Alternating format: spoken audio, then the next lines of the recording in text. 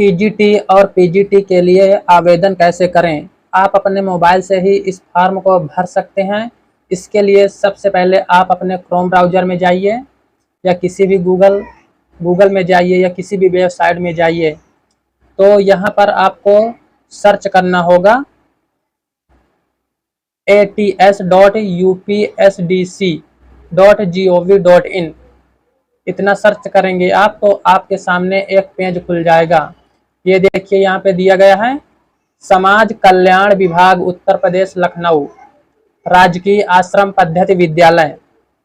तो इसमें नीचे की ओर जाएंगे तो यहाँ पर एक नोटिफिकेशन शो हो रही है, जो ये देखिए पीली कलर की पट्टी में इसमें लिखा हुआ है। क्या लिखा हुआ है?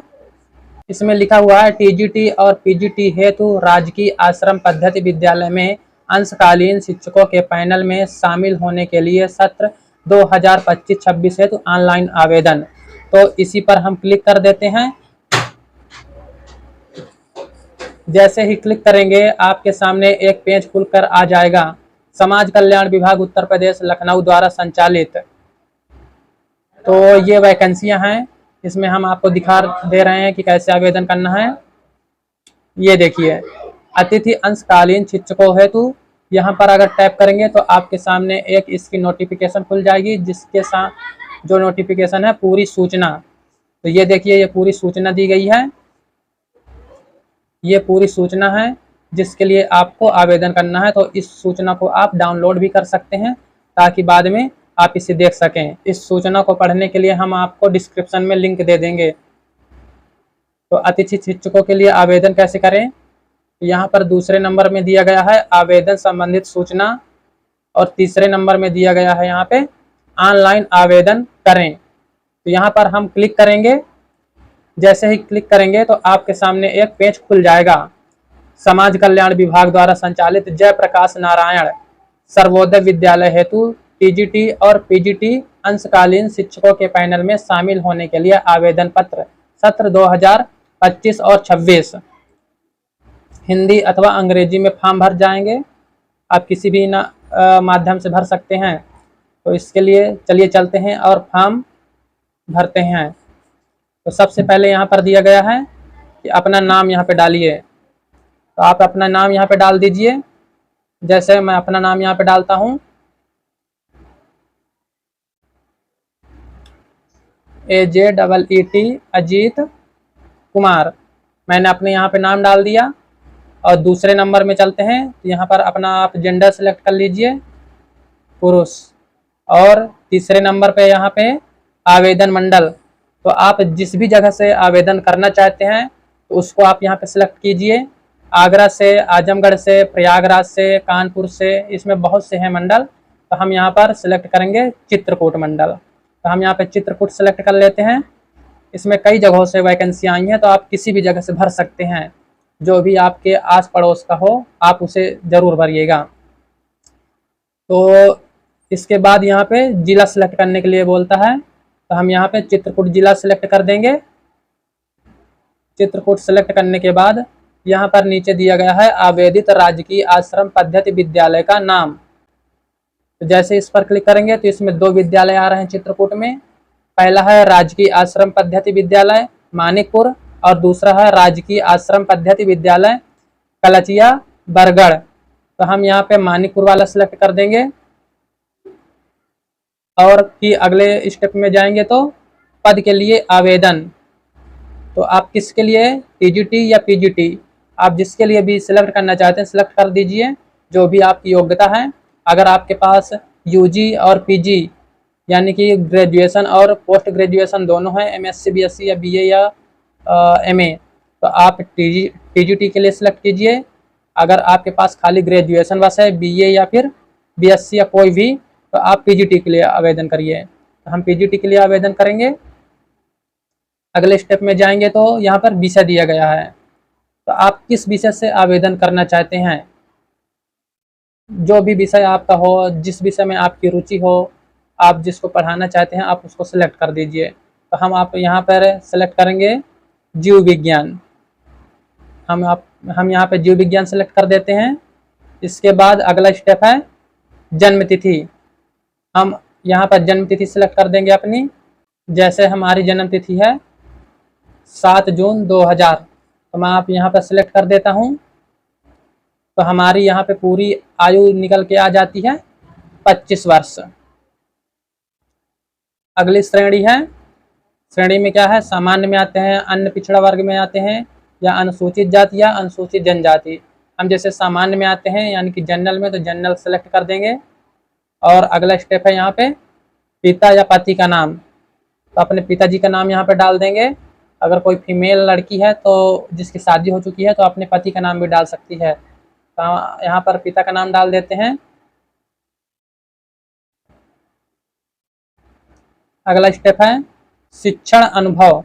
तो शिक्षण अनुभव कहाँ का आपके पास अगर शिक्षण अनुभव हो तो आवासीय कर सकते हैं, अनावासीय है, या फिर कोई अनुभव नहीं है। अगर आपके पास कोई अनुभव है यानी कि आप किसी विद्यालय में पढ़ा चुके हैं आवास में, आस पड़ोस में, तो आप आवासीय कर सकते हैं। या फिर अनावासीय यानी कि दूर रहकर आप अगर पढ़ाए हैं अपने घर से, आवास से दूर रहकर पढ़ा चुके हैं तो अनावासीय कर सकते हैं। या फिर आपके पास कोई अनुभव नहीं है तो आप उसको भी सिलेक्ट कर सकते हैं। तो हम यहाँ पर कर देंगे कोई अनुभव नहीं है। जैसे यहाँ पे कल सेलेक्ट करना, जिससे हमारे पास जैसे अनुभव है तो हम यहाँ पे आवासीय कर देंगे। ठीक है, तो आवासीय करने पर दूसरा स्टेप आ जाता है अनुभव। कितने साल का अनुभव है, तो हमारे पास यहाँ पर 1 वर्ष का अनुभव है, तो 1 वर्ष डाल देंगे। अगले स्टेप में हम यहाँ पर अपना मोबाइल नंबर डाल देंगे।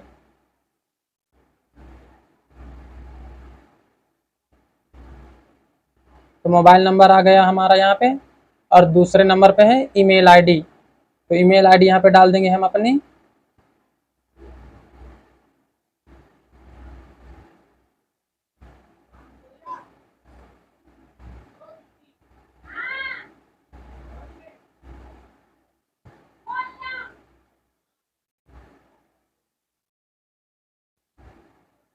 तो हमारी यहाँ पे ईमेल आईडी पड़ गई।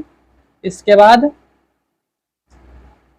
यहाँ पर पता मांग रहा है आगे चल के, पत्राचार का पता। तो हम यहाँ पर पता डाल देंगे। जनपद अपना चुनेंगे, जनपद कौन सा है, जनपद हमारा है चित्रकूट। तहसील करवी, पूरा पता आप डाल सकते हैं यहाँ पे, करवी चित्रकूट यूपी।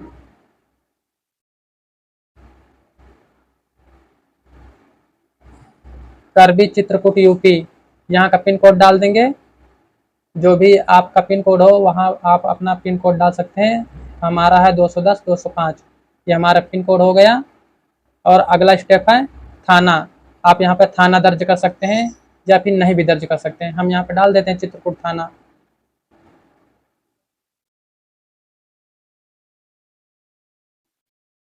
चित्रकूट थाना, ठीक है। इतना डालने के बाद इसमें नीचे दिया गया है, यदि स्थायी मूल निवास का पता और पत्राचार का पता समान है तो आप इसे क्लिक कर देंगे। जैसे क्लिक करेंगे तो ये पूरा अपने आप वही भर जाएगा।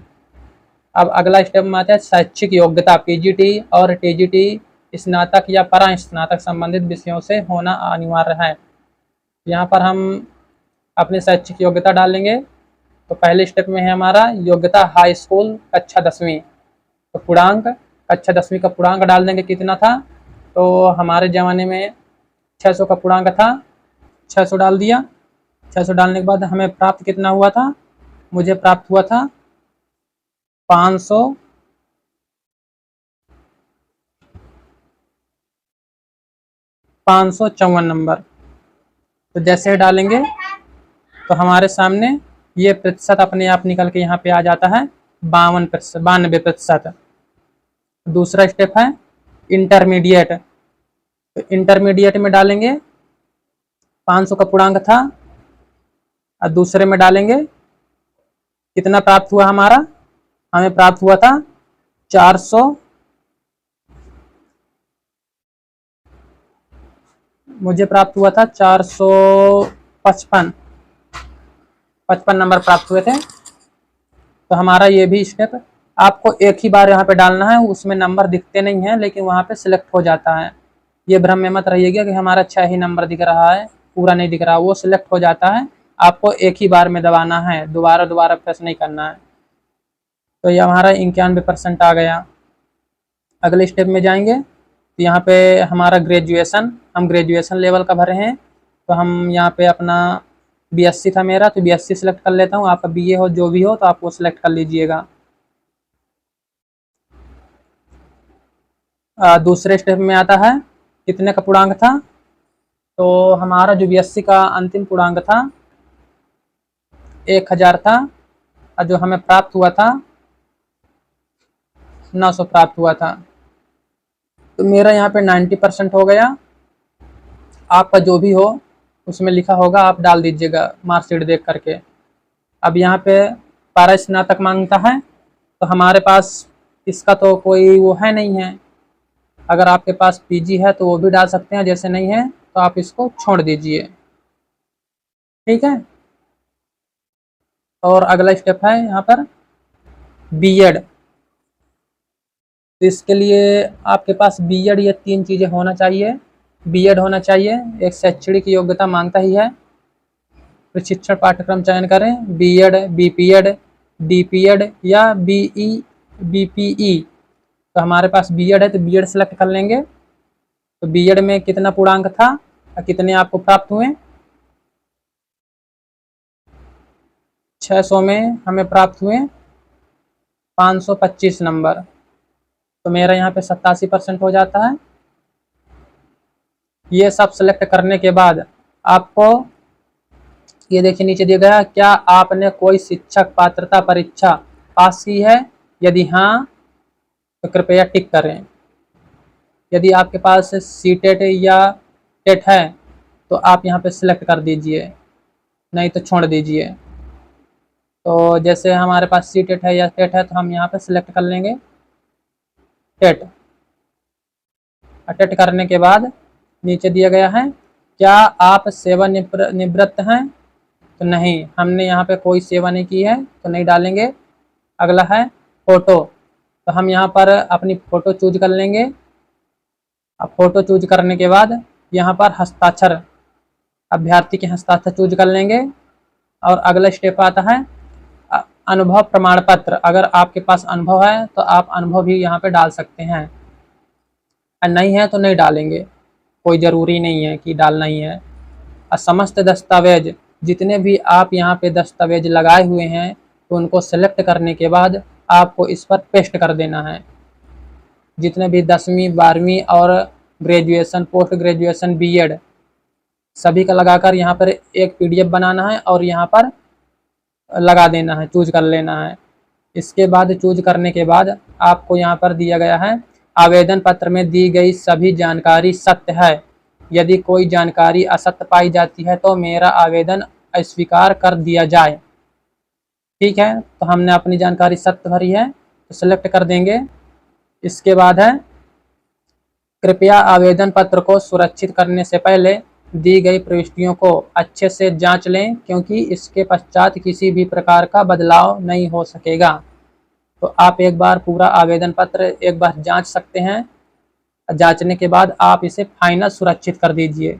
ये सब भरने के बाद यहाँ पर दिया गया है सुरक्षित करें, तो हम यहाँ पर करने के बाद यहाँ पर सुरक्षित कर देंगे। जैसे ही हम यहाँ पर क्लिक करेंगे सब भरने के बाद, तो यहाँ पे हमारा आवेदन पूरी तरह भर जाएगा। सुरक्षित करने के पश्चात अगर फॉर्म सबमिट नहीं हो रहा है, अगर पीजी की डिटेल मांग रहा है, एमए या पोस्ट ग्रेजुएशन कोई भी हो, अगर सबमिट ना हो तो आप उस पर अन्य पर सेलेक्ट करने के बाद किसी अन्य विषय का विवरण दे करके आप इसे सुरक्षित कर देना, तो सबमिट हो जाएगा पूरी तरह से।